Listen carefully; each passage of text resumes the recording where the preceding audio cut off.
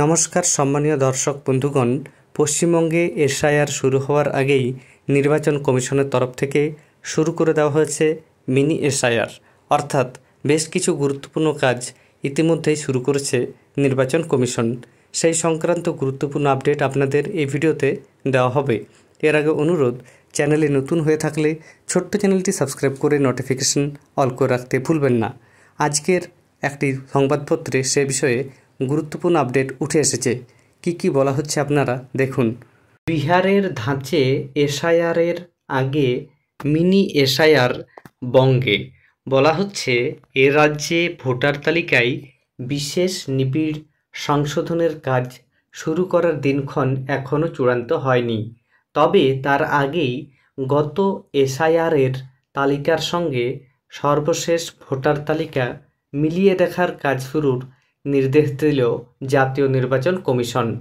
বিশ্লেষকদের একাংশের ব্যাখ্যা, এ কার্যত মূল এসআইআরের আগে মিনি এসআইআরের মতোই, কারণ এতে খড়ের গাদা থেকে সূচ খোঁজার মতো কোটি কোটি ভোটারের মধ্যে থেকে মৃত, অযোগ্য এবং ভুয়ো ভোটার সহজে চিহ্নিত করতে বেশি সময় পাওয়া যাবে। আগামী 10 সেপ্টেম্বর পশ্চিমবঙ্গ সহ দেশের সব মুখ্য নির্বাচনী আধিকারিকদের সঙ্গে বৈঠক ডেকেছেন দেশের মুখ্য নির্বাচন কমিশনার। তার সঙ্গে অপর দুই নির্বাচন কমিশনার সহ কমিশনের বাকি আধিকারিকরাও থাকবেন। মনে করা হচ্ছে এ রাজ্য তথা গোটা দেশে এসআইআর শুরুর আগে সম্ভবত সেটাই মুখোমুখি শেষ প্রস্তুতি বৈঠক। সেখানে এ রাজ্যের সিইওকে গত এসআইআরের সঙ্গে এখনকার ভোটার তালিকার ম্যাপিং তথ্য তুলে ধরতে হবে। কিন্তু কি এই ম্যাপিং? কমিশন কর্মকর্তাদের একাংশ জানাচ্ছেন, এ রাজ্যে শেষবার এসআইআর হয়েছিল 2002 সালে। দীর্ঘ 23 বছর পরে আবার তা শুরু হওয়ার মুখে। এই 23 বছরে অনেক ভোটার তালিকাভুক্ত হয়েছেন, আবার অনেকের নাম বাদও গিয়েছে।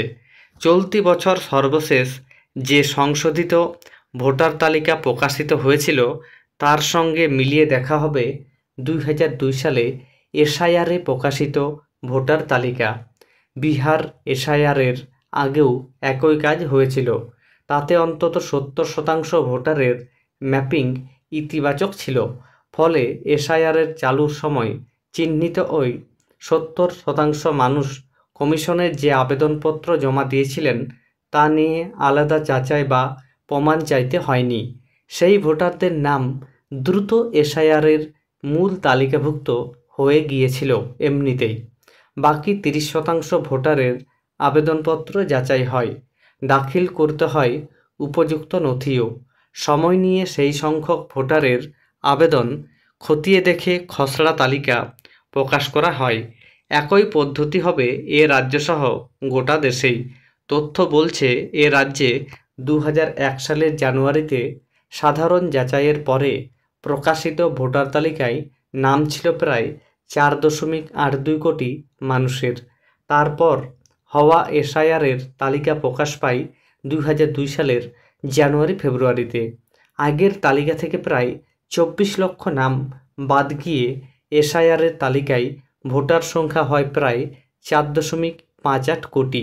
চলতি বছর সাধারণ যাচাইয়ের পরে গত জানুয়ারিতে প্রকাশিত কমিশনের তালিকায় এ রাজ্যের ভোটার সংখ্যা প্রায় 7.64 কোটি।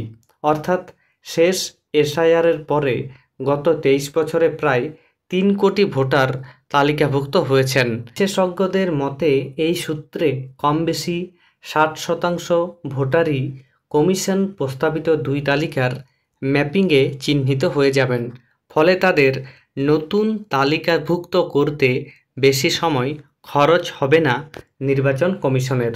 যাচাই হবে বাকি সংখ্যক ভোটারের। এক কর্তার কথায়, 2002 সালের এসআইআর তালিকায় কোনো ভোটারের যে ঠিকানা ছিল পরে তা বদল হলেও সমস্যা নেই, কারণ নামটা অভিন্ন। তাতে পুরনো ঠিকানার প্রমাণ জোগাড়ে ব্যস্ত হতে হবে না সংশ্লিষ্টকে।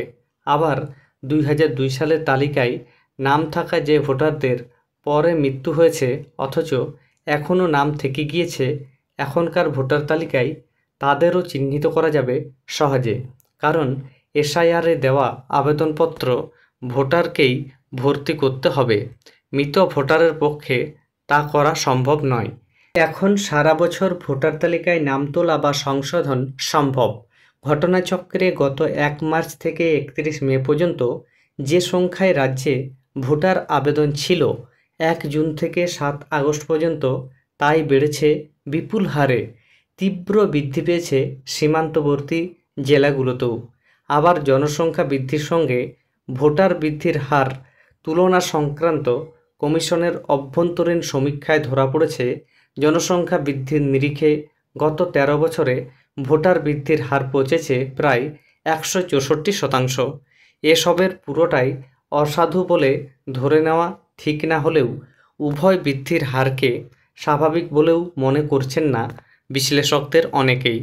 তাই ম্যাপিং এ মিল থাকা চিহ্নিতদের বাদ দিয়ে বাকিদের ক্ষেত্রে যাচাইয়ে যথেষ্ট সময় নিয়ে নজরদারি চালানো সম্ভব বলেই মনে করছেন তারা।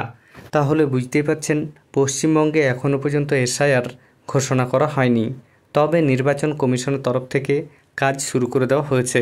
2002 সালে পশ্চিমবঙ্গে শেষ এসআইআর হয়েছিল।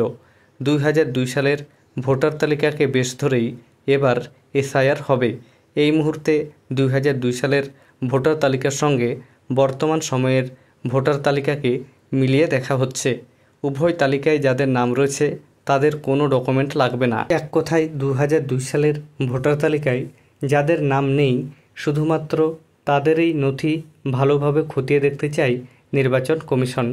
অনেকেই জানতে চেয়েছিলেন, 2002 সালের ভোটার তালিকায় নাম রয়েছে অথচ বর্তমানে ঠিকানা চেঞ্জ হয়েছে, কোনো অসুবিধা হবে? এই প্রতিবেদনে উল্লেখ করা হয়েছে তাদের চিন্তার কোনো প্রয়োজন নেই, কোনো অসুবিধা হবে না। বা আপনি যদি ছবি চেঞ্জ করান সেক্ষেত্রেও কোনো অসুবিধা হবে না। পাশাপাশি জানিয়ে রাখি, 2002 সালের ভোটার তালিকায় যাদের নাম রয়েছে এবং তাদের বংশধরদের কোনো রকম চিন্তার প্রয়োজন নেই। তবে যাদের 2002 সালের ভোটার তালিকায় নামও নেই, কোনো রকম ডকুমেন্টও নেই, তারা অবশ্যই ডকুমেন্ট জোগাড় করার চেষ্টা করুন। ডকুমেন্টের মধ্যে আপনাদের ইতিমধ্যেই আমি জানিয়েছিলাম যে নির্বাচন কমিশনের তরফ থেকে 11টি ডকুমেন্টের কথা বলা হয়েছে। ভারতীয় নাগরিক হিসাবে প্রমাণ করার জন্য নিজেকে 1টি ডকুমেন্ট কমপক্ষে জমা করতেই হবে। এখনও যেহেতু এসআইআর পশ্চিমবঙ্গে কবে শুরু হবে ঘোষণা করা হয়নি, তাই আমাদের অপেক্ষা করতে হবে কবে এসআইআরের বিজ্ঞপ্তি বের হয় এবং সেখানে কি কি বলা থাকে। তবে আশা করা হচ্ছে বিহারে যে নিয়ম কার্যকর হয়েছিল সেই নিয়ম অনুসারেই পশ্চিমবঙ্গে এসআইআর হবে এবং সেক্ষেত্রে 2002 সালের ভোটার তালিকায় যাদের নাম রয়েছে তাদের কোনো চিন্তা নেই। তবে যাদের নাম নেই তাদের নথি ভালোভাবে খতিয়ে দেখে এসআইআর তালিকায় তাদের নাম তুলতে চাই নির্বাচন কমিশন।